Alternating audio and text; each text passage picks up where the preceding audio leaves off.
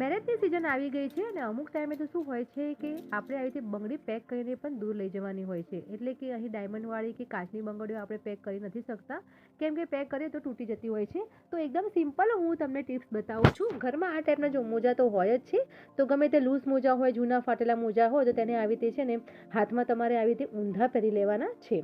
ઊંધા પહેરીને જે તે તમારે બંગડી તમારે પેક કરવાની હોય, અહીં તમે જો હું તમને કહું છું ડાયમંડની, સોનાની, પછી આવી રીતે કાચની બંગડી હોય તે પણ તમે પેક ઇઝીથી કરી શકો છો. આમાં કોઈ જ બંગડી બેગ બોક્સની જરૂર નથી રહેતી. અને જો આવી રીતે જો મોજાની ઉપર આપણે જે તે બંગડી પહેરવાની હોય તે આવી રીતે મૂકી દેવાની છે અને હું કરું છું તે રીતે ઉપર જે મોજાનો જે લાસ્ટવાળો ભાગ છે તે આવી રીતે પહેરાવી દેવાનો છે. અને જો બંગડી એકદમ પેક થઈ ગઈ છે, કંઈ જ પણ થવાની નથી.